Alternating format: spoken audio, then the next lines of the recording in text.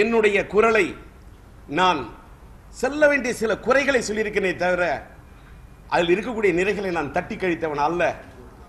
ஆனால் இந்த ஜிஎஸ்டி வரி விதிக்க போறேன் அப்படின்னு சொன்ன உடனே சினிமா உலகத்தை இந்த வரி எந்த அளவுக்கு பாதிக்கும் என்பதற்காக நம்முடைய இயக்குனர் பேரரசு அவர்களுடைய நூல் வெளியீட்டு விழாவிலே நம்முடைய இயக்குனர் இமயம் பாரதி ராஜா அவர்களும் திரைக்கதை மன்னன் பாக்கியராஜ் அவர்களும் கலந்து கொண்ட அந்த விழாவிலே அன்றைக்கே நான் ஜிஎஸ்டி என்ற இந்த வரி விதிப்பு தமிழ் திரையுலகத்தை நசுக்கிவிடும், புசிக்கிவிடும், இதை கடுமையாக எதிர்க்க வேண்டும். தமிழ் திரையுலகத்தை இது வாட்டி வைத்திடும். தமிழ் திரையுலகம் மட்டுமல்ல, தமிழ், தெலுங்கு, மலையாளம், கன்னடம் போன்ற பிராந்திய மொழிகளை இந்த ஜிஎஸ்டி வரி விதித்தால் அது பாதிக்கும் என்பதை நான் கடுமையாக எதிர்த்தேன்.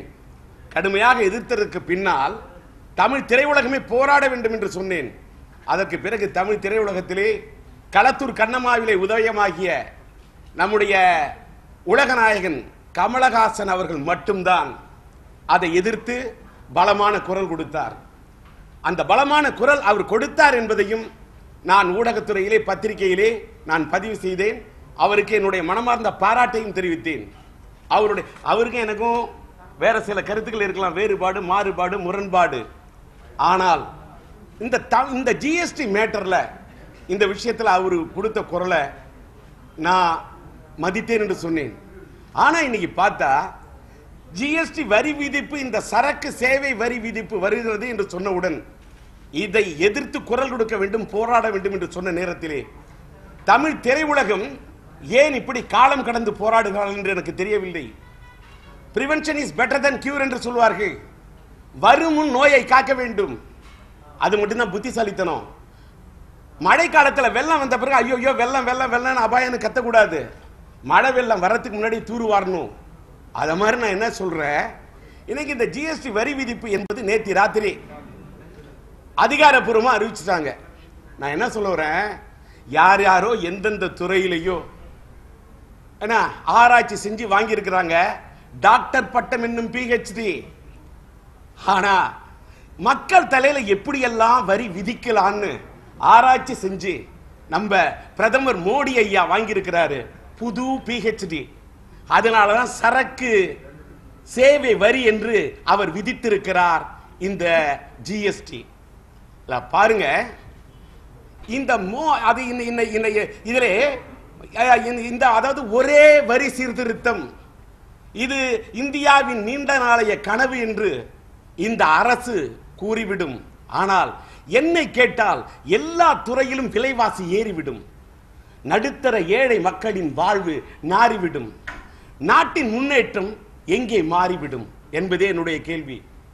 இன்னொன்னு, இந்த மத்தியில் இருந்த இந்த பாரதிய ஜனதா அரசு, பிரதமர் மோடி அவர்களுடைய அரசு வந்ததிலிருந்து வரி வரி வரி என்று மக்களுக்கு கொடுத்து கொண்டிருக்கிறார்கள் அதிர்ச்சி. மக்களுக்கு எந்த விதத்திலும் ஏற்படுத்தி தரம் இருக்கிறார்கள் மகிழ்ச்சி. இதுல சரக்கு சேவை வரிக்காக இவங்க நேற்று ராத்திரி எடுக்கிறாங்க, பிரம்மாண்டம் நடத்துகிறார்கள், பிரம்மாண்டமான நிகழ்ச்சி. இதுல என்னன்னா, இவர்கள் வடக்கில் இருக்கக்கூடிய வட இந்தியாவை வாழ வைக்க நினைக்கிறார்கள், இந்தி திரையுலகத்தை வாழ வைக்க நினைக்கிறார்கள். அது அவர்களுக்கு இருக்கும் பாசம். அதற்காக எங்கள் தென்னிந்தியாவிலே இருக்கக்கூடிய எங்களுக்கு நீங்கள் செய்ய நினைக்காதீர்கள், இந்த அளவுக்கு மோசம். தமிழ், தெலுங்கு, மலையாளம், கன்னடம் என்று மாநில மொழிகளின் பிராந்திய படங்களை மத்திய அரசே ஒடுக்க நினைக்காதே. மாநில அரசுகளின் உரிமைகளை மீறி உள்ளே நுழைய நினைக்காதே. மத்திய அரசே நீ தென்னகத்தை நசுக்காதே, எங்களுடைய திரையுலகத்தை போட்டு பொசுக்காதே.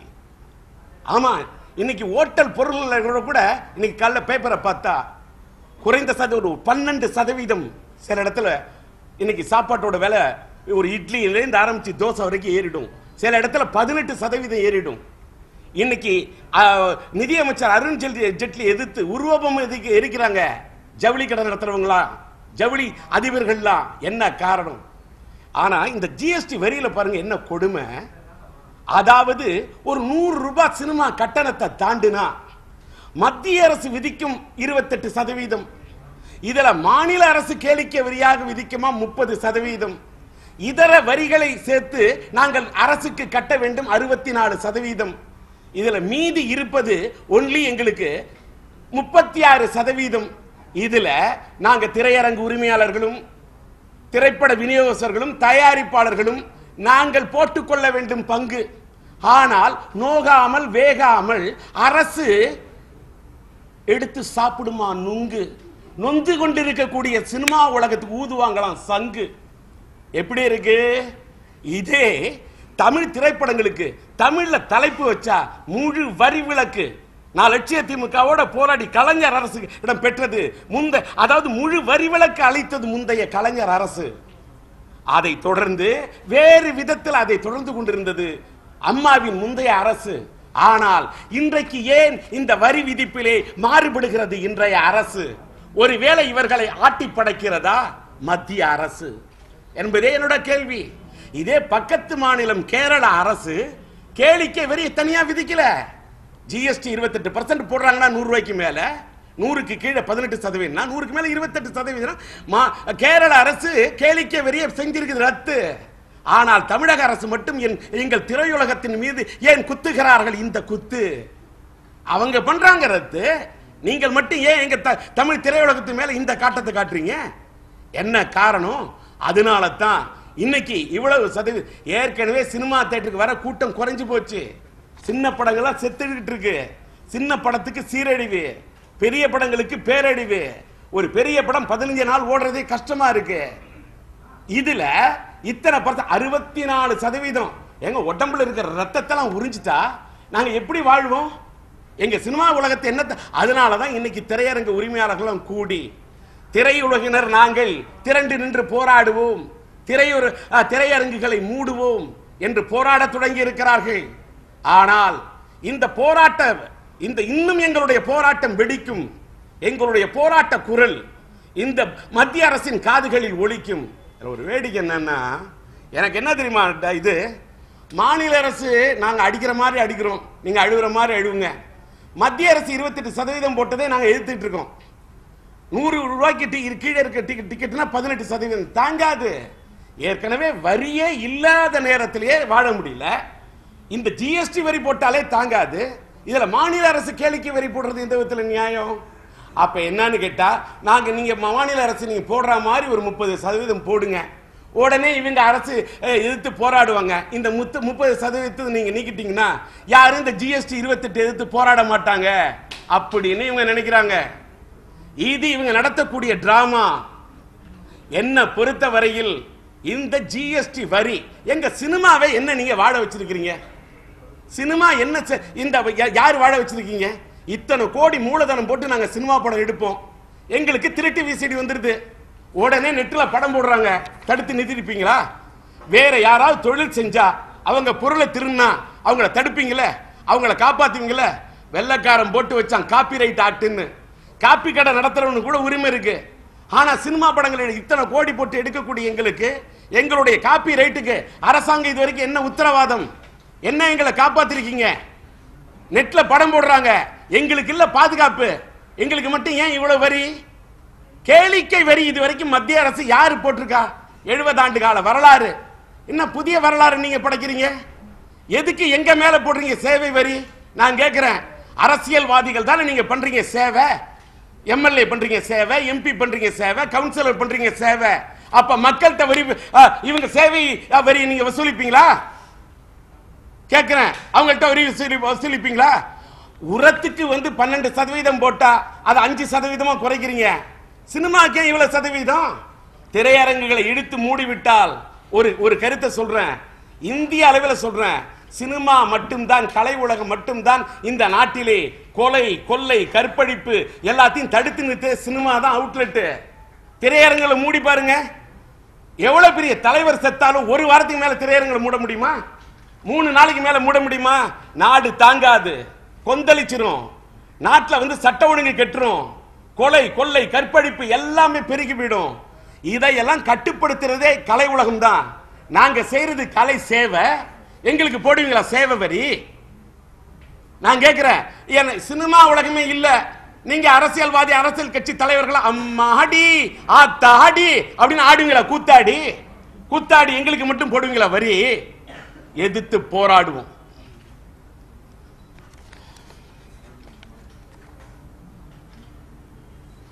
அதனால இந்த ஜிஎஸ்டி வரி விதிப்பு எல்லா விதத்திலையும் மக்களை பாதிக்குது.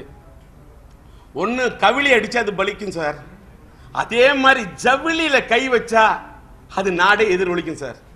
அதே மாதிரி புகையில நடந்தா கண்ணு தெரியாது, இந்த பெண்கள் பயன்படுத்தக்கூடிய நகையில கை வச்சா அது எல்லா ஆட்சியுமே ஆட்டும். அரிசியில கை வச்சா அரசியலை மாத்துன்னு சொல்லுவாங்க, அது மாதிரி தான் சார். இன்னைக்கு மோடி அரசு, பிரதமர் மோடி அரசு, மோடி அவர்கள் அவர் இந்த விஷயத்துல ஒரு சரியான முடிவை எடுக்க வேண்டும். நான் காங்கிரஸ் எதிர்ப்பாளன். இன்னைக்கு இந்த சரக்கு சேவை வரிய அறிமுகப்படுத்துறாங்களா, இதை எதிர்த்து குரல் கொடுக்க முடியும்னா காங்கிரஸ் எதிர்க்கட்சி வலிமையா இருந்தா அதெல்லாம் நடக்குமா? இடிப்பாறை இல்லா யமரா மன்னன் கெடுப்பாறை இல்லாமல் தாமே கெடும். எப்பயுமே எதிர்க்கட்சி வலுவா இல்லைன்னா கஷ்டம் சார். எதிர்க்கட்சி இப்படி இல்லாதனால தான் தமிழ்நாட்டில் கூட இன்னைக்கு நடக்கக்கூடிய ஆட்சி என்ன ஆட்சி? யார் ஆட்டி வைக்கிறாங்க? யாரு பின்னணியில் இருக்கிறாங்க? இன்னைக்கு நடக்கக்கூடிய இந்த ஆட்சி அதிமுக ஆட்சியா? அது இல்லை உண்மை, அதில் இல்லை உண்மை. இவர்கள் யாரோ ஆட்டி வைத்தால் ஆடுகின்ற பொம்மை, இதுதான் உண்மை. அதாவது கேட்கிறேன் கேளுங்க. இது சம்பந்தமாக மட்டுமே நான் இன்னைக்கு பேசணும்ன்றது பேசியிருக்கேன்.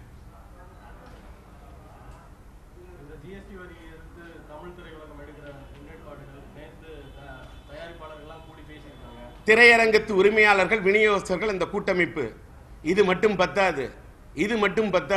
நான் தான் சொன்னேன், நீங்க ஏன் கேளிக்கை வரியை மட்டும், தமிழ்நாடு அரசு போடக்கூடிய கேளிக்கை வரியை மட்டும் எதுக்கணும்? ஜிஎஸ்டி வரியை குறைக்கணும் போராடணும். அவரு நான் விஷால் சார் என்கிட்டயும் பேசினாரு. அந்த கடிதம் கொடுத்தா மட்டும் போராது, இவர் கொடுக்கிறாரு கடிதம். ஏன்னா மத்திய அரசு ஏன் சாதிக்குது மௌனம்? ஏன் இங்க திரையுலகத்தின் மேல் காட்ட மாட்டேங்கிறாங்க கவனம்? சார் நேத்தி ராத்திரி வரைக்கும் என்ன சார் நடந்தது? ஒண்ணு சார், திரையுலகத்தில் நண்பர் விஷாலாவது சொன்னாருன்னு சொல்றீங்க. நான் இது பேசக்கூடாது, ஆனா பேசிய தீர்வுங்கிற கட்டாயத்தில் இருக்கிறேன். இந்த ஜிஎஸ்டி வரியை எதிர்த்து போராடணும் அப்படிங்கிறதுக்காக தமிழ் திரைப்பட தயாரிப்பாளர் சங்கத்தின் சார்பா, அவன் நம்மளோட நடிகர் சங்கத்திலும் பொறுப்பில் இருக்கார் நண்பர் விஷால், அவராது பேசினார். ஓகே. இந்த முன்னாள் தமிழ் திரைப்பட தயாரிப்பாளர் சங்கத்தில் ஒருத்தர் இருந்தாரு, அவர் நிர்வாகியா வேற இருந்தாரு. அவர் தாங்க இந்த அம்மா கிரியேஷன் சிவா. அவர் சொல்றாரு, ஜிஎஸ்டி வரி தமிழ் திரையுலகத்தை பாதிக்குமா? நம்ம பிரதமர் மோடி ஐயாவுக்கும் நம்ம சூப்பர் ஸ்டார் ரஜினிகாந்துக்கு ரொம்ப நெருக்கம். அவரு இந்த பிரச்சனையில இறங்கி குரல் கொடுக்கணும்னு சொன்னாரு. நேத்தி ராத்திரி வரைக்கும் ஏன் சார் சூப்பர் ஸ்டார் ரஜினிகாந்த் அவர்கள் குரல் கொடுக்கல? நான் கூட சொன்னாரு, இப்படி சொன்னது யாரு? ரஜினி சார் குரல் கொடுப்பாருன்னு அப்படின்னு சொன்னது அம்மா கிரியேஷன் சிவா. உடனே நான் கூட நினைச்சேன் ரஜினி சார் கிண்டுவாருன்னு பார்த்தா ரவா எதுவுமே கிண்டல. ஆனா அவரை தான் சொல்றாரு சிவா. தமிழ் திரையுலகத்துல நான் இன்னைக்கெல்லாம் என்னெல்லாம் வாழ வச்சு சினிமாங்க, எனக்கு சோறு போட்டது சினிமா. இன்னைக்கு நான் ஒரு திரையரங்கத்தை பார்த்தா கையெடுத்து கும்பிடுவேன். திரையரங்கங்க தான் என்னோட கோவில். திரையரங்களுக்கு போற மக்கள் தான் அந்த என்னுடைய தெய்வங்கள். இன்னைக்கு நான் தட்டுல சோறு எடுத்து போட்டு சாப்பிட்டா என்னோட ஒவ்வொரு சோத்து பிறக்கையும் ஒரு ரசிகனை தான் பார்ப்பேன். என்ன வாழ வச்ச சினிமாவுக்கான இன்னைக்கு குரல் கொடுக்குறேன். ஏன் சார் பெத்த தாயே வாழ வைக்க முடியாட்டா மத்த தாயை வாழ வைக்க முடியுமா? தன்னை வாழ வச்ச தமிழ் சினிமாவுக்காக குரல் கொடுக்கலன்னா இந்த தமிழ்நாட்டுக்காக யாராவது குரல் கொடுத்து வாழ வச்சிட முடியுமா? இதான் சார் நான் கேட்கக்கூடிய கேள்வி. இந்த தமிழ் திரைப்பட தயாரிப்பு முன்னாள் நிர்வாகி சொன்னார சிவா, தமிழ் திரையுலகத்துக்காக ஜிஎஸ்டிக்காக சூப்பர் ஸ்டார் ரஜினி குரல் கொடுப்பாருன்னு எதுக்கு என்னென்ன பில்டப் கொடுக்கணும் அளவு இருக்கு சார். நான் கூட சூப்பர் ஸ்டார் ரஜினிகாந்த் மேல மரியாதை வச்சிருக்கேன். நண்பர், நல்ல நடிகர், பெரிய சூப்பர் ஸ்டார், அவருக்குன்னு ஒரு அந்தஸ்து இருக்கு, எல்லாம் ஓகே. அவர் குரல் கொடுப்பாருன்னு சொன்ன இன்னைக்கு வரைக்கும் ஏன் சாதிக்கிறார் மௌனம்? ஆனா அவருக்கு தான் இந்த பில்டப். அதாவது நான் என்ன சொல்ல வரேன், வேற எந்த விஷயத்துக்கோ கூட நீங்க வாங்கி திறக்கிறதுக்கு சாதிக்கலாம், மௌனம் சாதிக்கலாம். உங்களை வாழ வச்ச தமிழ் திரையுலகத்துக்காக, தமிழ் திரையுலகத்தை ஏன்னு கேட்டா யாரோ சின்ன படம் எடுக்கிறாங்க, வாழ்ந்தான்னா செத்தான்னா அப்படின்னு நினைக்க கூடாது. அப்ப பெரிய திமிழங்கள்லாம் சின்ன மீன்கள், சின்ன படங்களை எடுக்க கூடாதுன்னு நினைக்கிறீங்களா? சின்ன படங்களை இருக்க கூடாதுன்னு நினைக்கிறீங்களா? சின்ன படங்களுக்குலாம் என்ன வரி இருந்தான்னா நான் என்ன சொல்றேன், 50 ரூபா ஒரு ஒரே ஒரு என்ன சொல்ல வருது, ஓசூர்ல அந்த கலெக்டர் ஸ்ட்ரிக்ட் சார், 50 ரூபா டிக்கெட் 30 ரூபா ticket, total audience housefull. Ticket rate கட்டணம் குறைக்கப்படணும். இன்னைக்கு சமச்சீர் வரின்றாங்களே, ஒரே சீர்திருத்த வரின்றாங்களே, சினிமா தியேட்டருக்குள்ள போனா ஏன் சார் இன்னைக்கு இதெல்லாம் இந்தியா முழுவதும் ஒரே வரியா? நான் கேட்கிறேன், வெளியில வந்து ஒரு பாப்கார்ன் ஒரு விலை, வெளியில ஒரு பாப்கார்ன் ஒரு விலை, பப்ஸ் ஒரு விலை, கோக் ஒரு விலை. ஆனா சினிமா தியேட்டருக்குள்ள எதுக்கு சார் இந்த விலை? MRP rate maximum retail price ஒன்று இருக்குல்ல, அதை மீறி எப்படி இப்படி விற்கிறாங்க வேலை? இதுக்கு மோடி அரசு எடுக்குமா நடவடிக்கை? நான் கேட்கிறேன், உள்ள ஒரு நாங்க திரையில பார்க்கணும் அமீர் கான், திரைக்குள்ள பார்க்கணும் நாங்க ஷாருக் கான், திரைக்குள்ள நாங்க பார்க்கணும் சல்மான் கான். அதுக்காக நாங்க விலை கொடுத்து வாங்குறது பாப்கார்ன் அவ்வளவு ரூபா கொடுக்கணுமா? காம்போ 350 ரூபா. அதாவது இந்தி ஆர்டிஸ்ட பார்க்கறதுக்கு அந்த விலை கொடுக்கலாம். ஒரு சில பெரிய தியேட்டர்ல காம்போ என்ன காம்போ? பாப்கார்னு, கோக்கு, பப்ஸ், இது 350 ரூபா. கார் பார்க்கிங் அந்த ரேட்டு என்ன கந்து வெட்டியோட கொடுமையா இருக்கு. இன்னொன்னு டைம் கூட ஆயிட்டு வெளியில வந்து அதுக்கு காசு ரேட்டு. ஆக இதுக்கெல்லாம் யாருக்கு? இன்னொன்னு எப்படிங்க சினிமா தியேட்டருக்கு ஜனம் வருவான்? பேய் படம் எடுக்கிறேன், சினிமா தியேட்டர்ல 10 பேர் உட்காந்துருக்கான், 10 பேரை பார்க்கும்போதே எல்லாருக்கும் பேய் பிடிச்சு அடிச்சிடும் போல இருக்கு. சினிமா தியேட்டருக்கு எப்படி கூட்டம் வரும் இவ்வளவு விலை வச்சா? ஏழை எளிய மக்கள் எப்படி படம் பார்ப்பாங்க? எல்லாத்துக்கும் மக்களுக்கு ஏழை எளிய மக்கள் வாழணும்னா எப்படி? சினிமா திரையரங்குகளில் 100 ரூபாய கட்டணம் அதிகங்க, கட்டணம் குறைக்கப்பட வேண்டும். ஏழை எளிய மக்கள் திரையரங்குகளுக்கு வர வேண்டும். அப்படி திரையரங்குகளுக்கு ஏழை எளிய மக்கள் வந்து பாமர மக்கள் படம் பார்த்தால் மட்டும்தான் பட உலகம் வாழும். இதற்காக திரையுலகத்தினர் போராட வேண்டும். ஜிஎஸ்டி வரியை எதிர்த்து மக்கள் போராட வேண்டும், போராடியே தீர வேண்டும். என்ன தேவை கேட்டு சொல்ல அவ்வளவுதான்.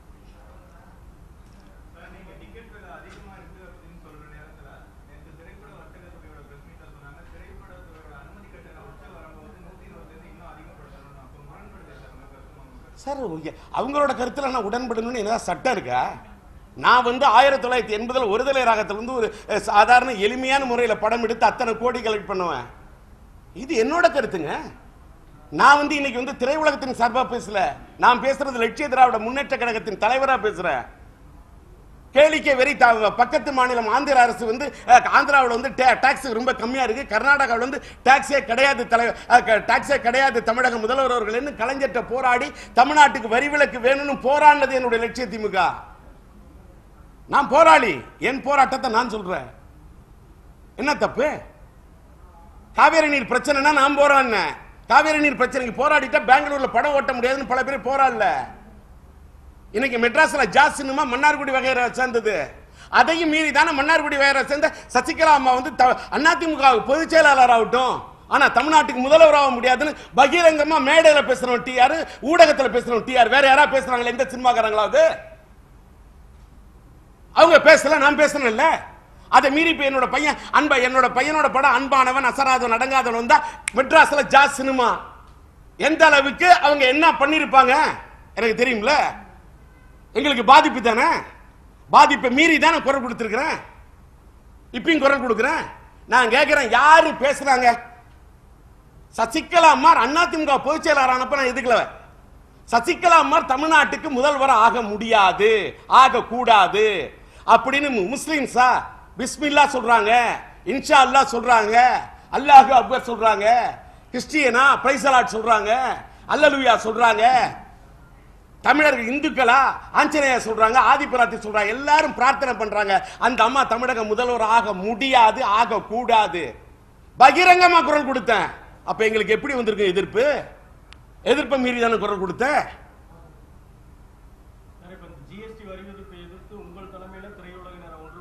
அது இந்த இந்த அது ஏன் நான் தமிழ் திரைப்பட தயாரிப்பாளர் சங்கத்தின் தலைவனா? நான் சங்கத்தின் சிங்கமா? அது போராடுறது வேற, நான் வேற விதமா போராடலாம். தமிழ் திரையுலகம் அவங்க முடிவெடுக்கணும். என்னங்க 30ஆம் தேதி அவங்க முடிவு பண்ணுவாங்களாம், 3ஆம் தேதியில திரையரங்களை மூடுறீங்களே, ஏன் முன்னாடி முடிவு பண்ணல? ஏன் இந்த மாநில அரசு கடைசியில் 30% போடுது? நான் கேட்கிற கேள்விக்கு முன்னாடி இருந்த அம்மாவோட அரசை விட இன்னைக்கு நடக்கக்கூடிய அதிமுக அரசு பெரிய அரசா? இவங்க நடக்கிறது இது இவங்க உண்மையிலே இது அரசா? இந்த அரசுக்கு எதிராக திரையுலகம் கொட்ட வேண்டும் அரசு.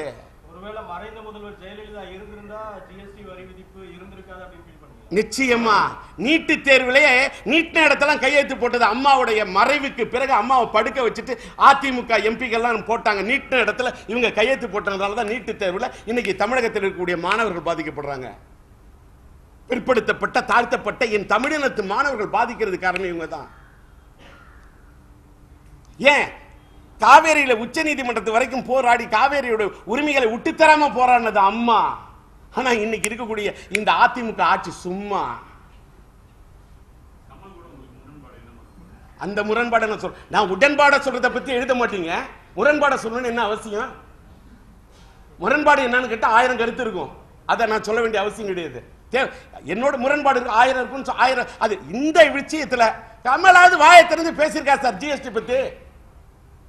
களத்தூர் கண்ணம்மாள் உதயமான தமிழ்நாட்டில் உதயமான ஒரு நாயகன்,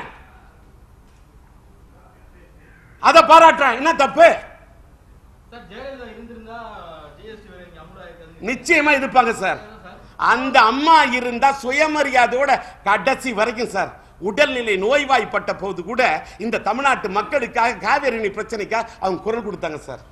இன்னொரு குற்றச்சாட்டு எதிர்கட்சிகள் இங்க வலுவாடல, அதனாலதான் ஜிஎஸ்டி மசோதா அமுலா இருக்குற குற்றச்சாட்டு இருக்கீங்க. யாரே இல்ல நான் மத்தியில எதிர்கட்சி ஸ்ட்ராங்கா இல்லைன்னு சொல்லியிருக்கேன். மாநிலத்தில் ஸ்ட்ராங்கா இருக்கு. அதை இப்ப சொல்றதா இல்ல. ஏன் சொல்லணும்னு அப்புறம் சொல்றேன். நான் தமிழ் திரையுலகத்தை பத்தி சிவா ரஜினி குரல் கொடுப்பாருன்னு சொன்னா அதுக்கே இவர் ஏன் வாயை திறக்கல? தன்னை வாழ வச்ச சினிமா உலகத்தை வாழ வைக்கிறதுக்கு, தன்னை வாழ வச்ச தமிழ் சினிமா வாழ வைக்கிறதுக்கே குரல் கொடுக்காதவர் இது தமிழ்நாட்டுக்கு வாழ வைக்கிறதுக்கு குரல் கொடுப்பாருன்னு ஒரே ஒரு புள்ளியா சொல்லி தான் இப்ப போட்டிருக்கேன். அடுத்து வர்ற சொல்லுங்க சார். அரசியலுக்கு யார் வேணாலும் வரலாம், அது அவங்களோட உரிமை. ஆனா தமிழ் தகுதி இருந்தா தான் தாங்க முடியும் தலைமை. தகுதி இல்லாதவங்களை தலைமை தாங்க கூப்பிட்டா அது மடமை. ஒன்னு சொல்ற என்னன்னு கேட்டாக்கா, அந்த அம்மா அதிமுக தலைவி, அந்த அம்மா அந்த புண்ணியவதி வாங்கி தந்துட்டு போயிட்டாங்க ஓட்ட. ரெட்டையாளிக்கு வாங்கி தந்துட்டு போட்டாங்க ஓட்ட. இன்னைக்கு அந்த அதிமுகங்கிற கப்பல் ஆயிடுச்சு ஓட்ட. இனிமே அதை வச்சுட்டு முடியாது ஓட்ட. இவங்களால மக்கள்கிட்ட நின்று வாங்க முடியாது ஓட்ட. ஆனா அதனாலதான் பிரதமர் மோடி ஐயா சுத்த ஆரம்பிச்சிருக்காரு ராட்ட. குழப்ப பாக்குறாரு தமிழ்நாட்ட. யாரோ சிலருக்காக சில நடிகருக்காக போட சொல்லி பாக்குறாரு புது பாட்ட. ஆனா தமிழன் எல்லாம் சேர்ந்து நிக்க ஆரம்பிச்சுட்டான் எதிர்ப்ப காட்ட. வர்ற சொல்லுங்க யார வேணாலும், அப்புறமா பேசுவோம். இது டீசர், இனிமே தான் இருக்கு ட்ரெய்லர், இனிமே தான் இருக்குது பிக்சர்.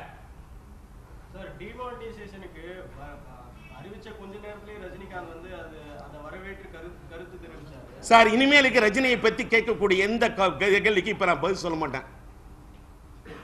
No comments sir. அவரு வர சொல்லுங்க சார். ரஜினிகாந்த் அரசியலுக்கு வரன்னு ஓப்பனா ஸ்டேட்மெண்ட் விட சொல்லுங்க சார். வரன்னு சொல்லுங்க சார். நான் கேட்ட கேள்வி, ரஜினியை நான் மதிக்கிறேன், சூப்பர் ஸ்டார்னு சொல்லிட்டேன். தன்னை வாட வச்ச தமிழ் சினிமாவுக்காக ஏன் குரல் கொடுக்கல? அதே அபூர்வராக நடிச்ச ஒரு கமலஹாசன் கொடுக்கிறார குரல். அந்த டி ராஜேந்தர் குரல் கொடுத்தா கமலஹாசன் குரல் கொடுக்கிறாரு. எங்களுக்கு எல்லாம் பாதிப்பு வராதா? மக்கள்கிட்ட இந்த கேள்வி நான் சொல்றேன். அதுக்கப்புறம் ஒரு பதில் சொல்லிட்டு சார். அவரு அரசியலுக்கு வராரோ வரலையோ, யாரோ நீங்க பண்ணிக்கிட்டே இருக்கிறது பில்டப். யாரு பண்றாங்க செட்டப்? யாரு உருவாக்க பாக்குறாங்க சில பேருக்கு கெட்டப்? மக்கள்கிட்ட வாங்க. நான்லாம் புரட்சி தலைவர், மக்கள் தலைவர், புரட்சி நடிகர் பொன்மன செம்மல், மாட்டுக்கார வேலன், மக்களின் தோழன் எம்ஜிஆர் ஆட்சி காலத்திலிருந்து போராடுற பருகூர் தொகுதியில் அம்மாவை எடுத்து ரயில் இன்ஜின் சின்னத்தில் நின்னவன் டி ராஜேந்தர். கட்டியை விட்டு இடித்தாலும் யார் காலையும் பிடிக்க மாட்டேன் கலைஞர் ஆட்சியில் எதிர்த்து குரல் கொடுத்தவன் டிஆர். நான் 3 முதலமைச்சர் எதிர்த்து போராடினவன் டிஆர். ரஜினிகாந்த் எதிர்த்து அத்தனை திரைப்படங்கள் திரையுலகத்தில் விட்டு வசூல் பண்ணி காட்டினவன் டிஆர். ரெடியா இருக்கிறேன். என்ன நேரத்தில் எப்ப பேசணுமோ அப்ப பேசுவேன். சும்மா இப்ப ஏன் பேசணும்? அதெல்லாம் அப்புறமா பேசுவோம். திரையரங்கு கட்டணங்களை குறைச்சா சினிமா ஆகிட்டு இருக்கு தாறுமாறு, சினிமா ஆகிட்டு சுக்கு நூறு. மக்கள் தலைவர் எம்ஜிஆர் இருந்தா நிலைமை வருமா? புரட்சி தலைவர் எம்ஜிஆரோட ஆட்சியும் புரட்சி தலைவர் எம்ஜிஆரோட ஆட்சின்னு சொல்றாங்களே, இன்னைக்கு திரையுலகத்துக்கு இவ்வளவு பண்ணுவாங்களா துரோகம்? சார் ஒரு வயிற்றுச்சல் சொல்றேன் சார். ஒரு பெரிய படம், என்ன ஓப்பனாவே சொல்றேன், கபாலி திரைப்படத்துல சூப்பர் ஸ்டார் நடிச்ச படம். படம் முடுக்கல துப்பாக்கி வச்சுட்டு புட்ட புட்ட புட்ட புட்ட புட்டன்னு சொல்லுவாங்க. அந்த படத்துக்கு டாக்ஸ் ஃப்ரீ. ஆனா புலின்னு ஒரு படம், இளைய தளபதி விஜய் நடிச்ச படம், படத்துக்கு வச்ச தலைப்பு புலி, வச்ச தமிழம் செல்லக்குமார்னு ஒரு தமிழம் வச்சான் அந்த புலி. அந்த படத்துக்கு தமிழ்நாட்டில் டாக்ஸ் ஃப்ரீ கொடுக்கல சார். ஏன் சார்? ஏன் நான் கேட்கிறேன். இன்னைக்கு சூப்பர் ஸ்டார் ரஜினிகாந்த் லைக்கா கம்பெனியில் நடிக்கிறாரு, இப்ப யாரும் ஏத்து குரல் கொடுக்கல? அன்னைக்கு இளைய தளபதி விஜய் என்ற ஒரு தமிழன் நடிச்சான் கத்தி. அன்னைக்கு தமிழ் அமைப்புகள்லாம் குரல் கொடுத்தீங்களே கத்தி, எதிர்ப்பு தெரிவிச்சீங்களே நின்னு சுத்தி. இப்ப இல்ல, அன்னைக்கு ஏன் எதிர்ப்பு தெரிவிச்சீங்க? இப்ப நான் கேட்கிறது, அன்னைக்கு கத்தி திரைப்படத்துல இளைய தளபதி விஜய் நடித்த அப்ப விஜய்க்கு, ஏன்னா தமிழ் தேசியம் பேசக்கூடிய உணர்வு படைச்சவரு இதெல்லாம் சார். புலி படத்துக்கு எதுக்கு சார்? குழந்தைங்க எல்லாம் பாக்குற மாதிரி தான் சார் படம் இருந்தது. ஏன் சார் நான் கேட்கிறேன் சார், அன்னைக்கு இருந்த அரச அந்த படத்துக்கு டாக்ஸி வரி விலக்கு கொடுக்காம தடுத்தது யார்? நாங்க இப்படி எல்லாம் பேசுவோம், நாங்க பேசுவோம் இல்ல.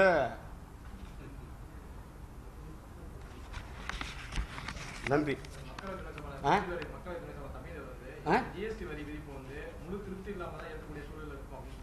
யாரு?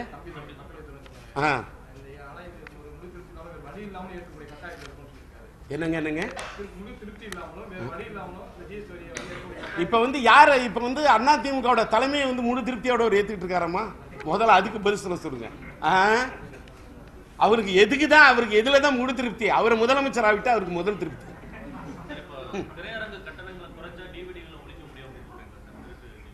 அதாவது திரையரங்கு கட்டணங்களை குறைத்தார். இன்னொன்னு சார், டிவிடில அந்தாண்ட சார், இன்னைக்கு மக்கள் திரையரங்களை படம், அதாவது டிவிடியில பார்த்தா படம் பார்க்கறது ஓசியில, திரையரங்கத்துல படம் பார்த்தா ஏசியில. இதான் விஷயம். ஏசியில பார்க்கணும்னு நினைப்பாங்க, ஆனா ரேட்டு கொஞ்சம் நியாயமா இருந்தா தான் சார் பார்க்க முடியும். ஒரு காலத்துக்கு முன்னாடி கூட இது போன்ற பிரச்சனைகள் இருக்கும் பொழுது நீங்கள் திரைத்துறைக்கு வரும்போது உங்களுடைய படங்களை விரும்பி மக்கள் தியேட்டருக்கு வந்தாங்க. இந்த பிரச்சனைகளை எல்லாம் தாண்டி இப்போ இந்த நிலைமை கிடையாது. எங்களோட காலத்துல டிக்கெட் இந்த ரேட்டு கிடையாது. என்கிட்ட நீங்க வரலாறு பேசாதீங்க. இல்ல சார், இந்த திருட்டு விசிடி டிவிடி சார், திருட்டு விசிடிலாம் அந்த காலத்திலயும் வந்தது. நான் என்னோட படத்தை எஃப்எம்எஸ்க்கு எத்தனை கோடி கொடுத்தாலும் என் படத்தை விக்கல. என் படத்தோட ரைட்டை சேட்டலைட் டிவிக்கு விற்காமலே இருந்தேன். என் கொள்கையே வேற. அது மட்டும் இல்ல, அருவாளை போட்டு என் திருட்டு விசிடிக்கு எதிராக குரல் கொடுத்தேன். அத்தனை கடையை அடிச்சு உழைச்சேன். அத்தனை வழக்குகளை என்னோட ரசிகர் மன்றத்தை வச்சு சந்திச்சேன். என் போராட்ட குணம் வேற சார். அந்த காலகட்டமே வேற. சும்மா வாயால சொல்றது, நாங்க குரல் கொடுப்போம்.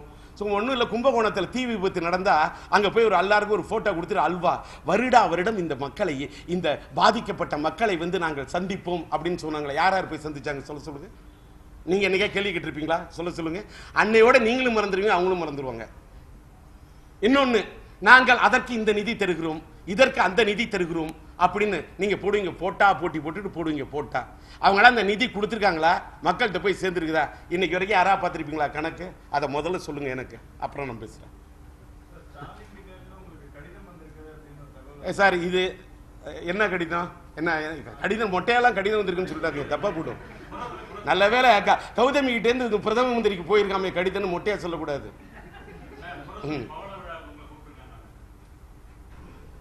ஏன்பா இந்த நேரத்தில் இந்த கேள்வியில தான் தேவையா?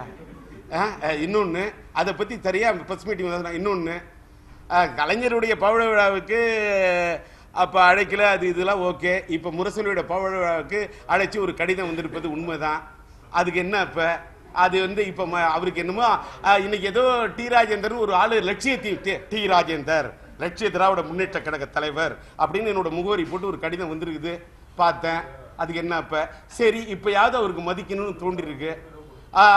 ஓகே, அவ்வளவுதான். அதுக்கு மேல என்ன இருக்கு?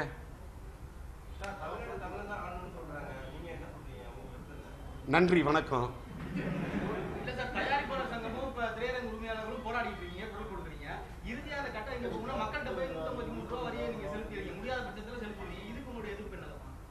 சார் நான் இன்னொன்று ஒரே ஒரு நிமிஷம் நீங்கள் ஊடகத்தில் என்ன ரெஃபர் பண்ணி பாருங்க, யாரை வேணாலும் கேளுங்க. இப்போ தேவராஜ கேளுங்க, நம்ம செய்யார் பால கேளுங்கன்னா, திரைப்படங்களுடைய கட்டணம் குறைக்கப்பட வேண்டுங்கிறது நான் இன்னைக்கு இல்லை சார், ரொம்ப நாளாக போராடிட்டு இருக்கேன் சார். நான் இன்னைக்கு காலையில் போராடுறேன்னு நீங்கள் சொல்லுங்க, நீங்கள் சொல்றதை நான் ஏற்றுக்கிறேன் சார். இது வந்து நீங்க இன்னைக்கு சொல்ற சார், இது இட்ஸ் செட்டப்.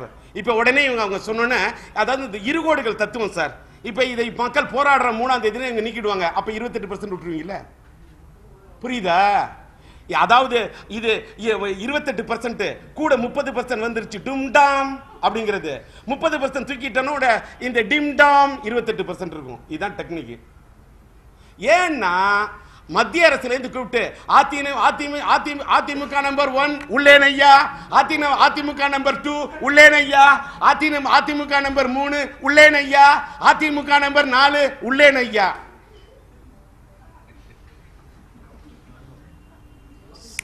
பொறுமா இன்னும் வேணுமா?